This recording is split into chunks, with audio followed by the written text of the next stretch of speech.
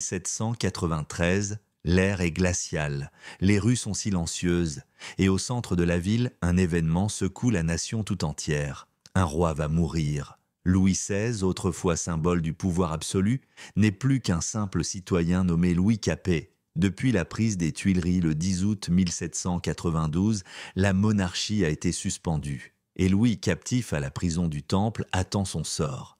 Mais comment en est-on arrivé là ? Comment un roi sacré, prétendument désigné par Dieu, a-t-il été traîné devant un tribunal populaire ? Le 11 décembre 1792, le procès commence. Dans l'enceinte de la Convention nationale, les débats sont tendus, presque irréels. Jamais dans l'histoire, un roi de France n'a été jugé par son propre peuple. Les charges sont lourdes, haute trahison, complot contre la liberté. Fuite à Varennes, correspondance secrète avec des puissances ennemies. Les preuves sont accablantes, lettres signées, témoignages, documents retrouvés dans l'armoire de fer du palais. Cette fameuse armoire secrète, découverte en novembre, scelle son destin. Louis XVI se défend avec calme.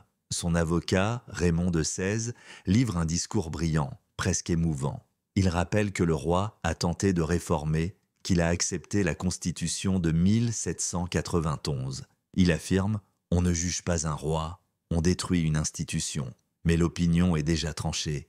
Le peuple veut un symbole, une rupture. Et cette rupture, c'est la tête du roi. Du 15 au 17 janvier 1793, les députés votent un par un. La question, Louis doit-il mourir? Le résultat est clair, mais de justesse. 3661 voix pour la mort, 360 contre. Une voix de différence, une voix pour l'échafaud. Même Philippe Égalité, cousin du roi, vote pour l'exécution.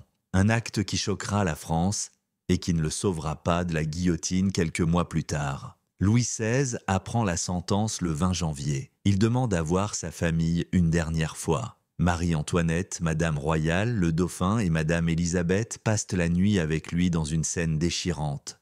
Louis leur dit adieu. Il écrit une lettre à son peuple. Il pardonne à ses ennemis. Il prie. Il reste digne. Place de la Révolution, aujourd'hui la place de la Concorde. Une foule immense est réunie. Certains pleurent, d'autres crient de joie. Les tambours résonnent, le froid mord les visages. À 10h22 du matin, Louis XVI monte sur l'échafaud. Il regarde la foule, il tente de parler. « Je meurs innocent, je pardonne aux auteurs de ma mort. Je prie Dieu que le sang que vous allez répandre ne retombe jamais sur la France. » Mais ces mots sont étouffés par les tambours. Le bourreau Samson fait son travail. La lame tombe, le roi est mort. Le silence après l'exécution est pesant. Certains applaudissent, d'autres restent figés. Louis XVI est enterré au cimetière de la Madeleine, sans faste, sans cérémonie, mais sa mort ne calme pas la tempête révolutionnaire. Au contraire, elle marque le début d'une période encore plus sanglante, la terreur.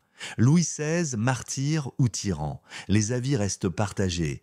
Certains voient en lui un roi faible, dépassé par son époque, d'autres un homme sincère, honnête, sacrifié par une révolution devenue folle. Ce qui est certain, c'est que ce jour du 21 janvier 1793 restera gravé à jamais dans l'histoire de France. Car ce n'est pas seulement un roi qui est mort ce jour-là, c'est tout un monde qui s'est effondré. Et vous ? Pensez-vous que Louis XVI méritait la mort? Était-il un danger pour la République? Ou un simple bouc émissaire? Dites-le en commentaire. Et si vous voulez explorer la Révolution française comme jamais auparavant, abonnez-vous et activez la cloche, car ce n'est que le début.